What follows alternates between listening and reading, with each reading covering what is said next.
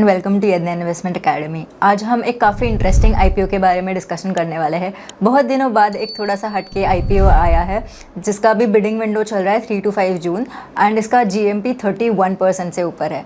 So let's see कौन सी company है ये।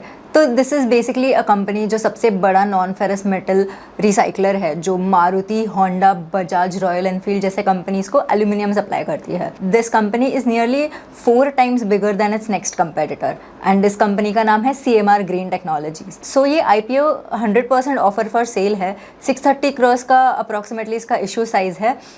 3.29 crores का इनका शेयर प्राइस है एंड इसका बैंड है अराउंड 182 to 192 रुपीज़ पर शेयर।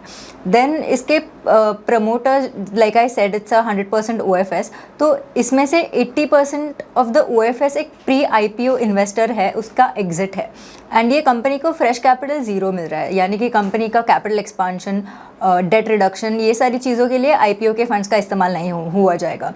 तो लेट्स अंडरस्टैंड कि ये कंपनी बेसिकली करती क्या है। फॉर एग्जांपल, अगर आप एक कार यूज़ करते हो तो उसमें से आपका इंजन ब्लॉक, ट्रांसमिशन हाउसिंग या फिर व्हील के अंदर के जो पार्ट्स होते हैं वो एल्यूमिनियम अलॉय से बनते हैं। ये एल्यूमिनियम 2 तरीके से आता है। ये फर्स्ट है ये प्राइमरी एल्यूमिनियम, हिंदाल्को, वेदांता जैसे कंपनीज इसको बॉक्साइट से बनाते हैं, बहुत एनर्जी लगती है उसमें। And the next is recycled aluminium, यानी कि सेकेंडरी। ये पुराने एल्यूमिनियम को रिसाइकल करके बनाया जाता है। CMR ग्रीन इंडिया का सबसे बड़ा एल्यूमिनियम रिसाइकलर है। They import aluminium cans, industrial scrap या फिर पुराने कार पार्ट्स को ये इम्पोर्ट करते हैं, मोस्टली US, UK, बेल्जियम जैसे कंट्रीज से। इनको मेल्ट करते हैं, इनके अलॉयज़ बनाते हैं और directly auto companies and auto ancillaries को बेचते हैं। इनका एक बहुत डिस्टिंक्ट फीचर है which is their liquid aluminium delivery.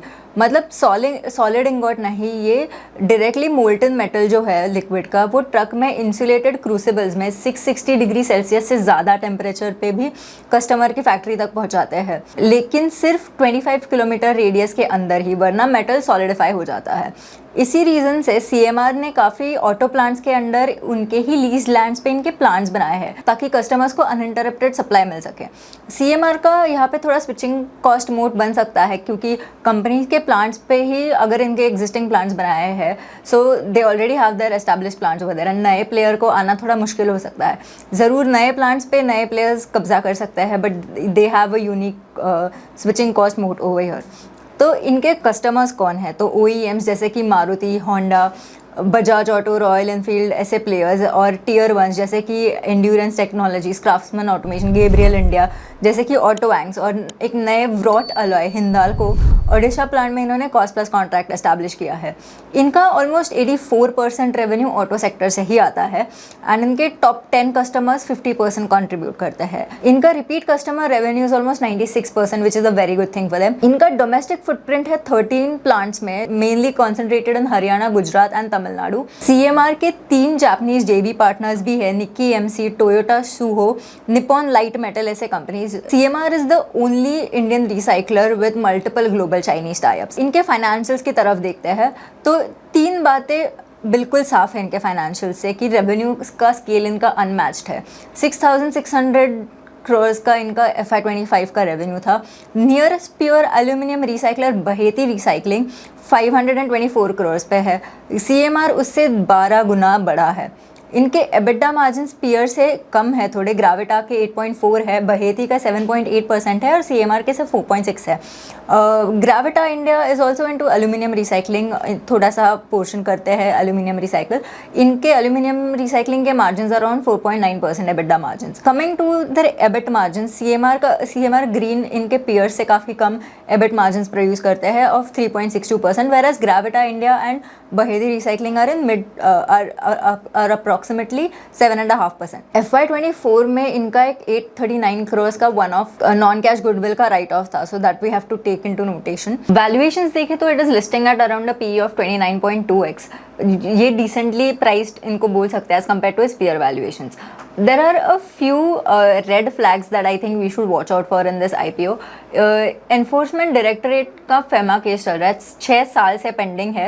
January 2020 में इनको एक शो कॉज नोटिस आया था and their promoter Mohan Agarwal was personally named in this. ये मैटर अभी भी पेंडिंग है and it can be reactivated at any time. Next is their FY23 audit report was qualified.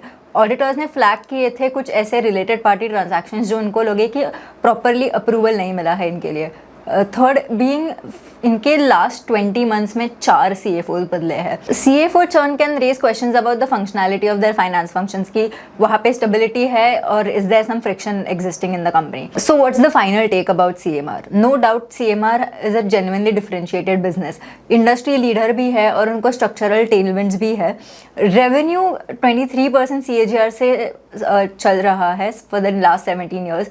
Top OEMs के साथ इनका relationship भी काफ़ी तगड़ा है, कैपेसिटी एक्सपांशन भी हो रही है। So should you invest or not in this IPO? So according to your investing style या इन्वेस्टर टाइप के हिसाब से आप डिसीजन ले सकते हो। अगर आप लिस्टिंग गेन्स को चेस कर रहे हैं तो GMP और सब्सक्रिप्शन देख के डिसाइड करिए। अगर आपको 3 to 5 ईयर्स का होराइजन है तो यानी कि आप थोड़ा सा लॉन्ग टर्म सोच रहे हो तो एंकर लिस्टिंग पे ध्यान दीजिए। क्वालिटी इंस्टीट्यूशनल्स अगर इसमें इन्वेस्ट कर रहे हैं तो that can be a sign of confidence. फिर गवर्नेंस पे we should keep a watch. अगर आप कंजर्वेटिव इन्वेस्टर हो तो लिस्टिंग के बाद 6-7 महीने तक आप क्वार्टरली रिजल्ट्स देख के आपका डिसीजन ले सकते हो एंड आप रीअसेस कर सकते हो आपका डिसीजन। लेकिन बिजनेस तो काफ़ी तगड़ा है, like we have seen it's a just differentiated business.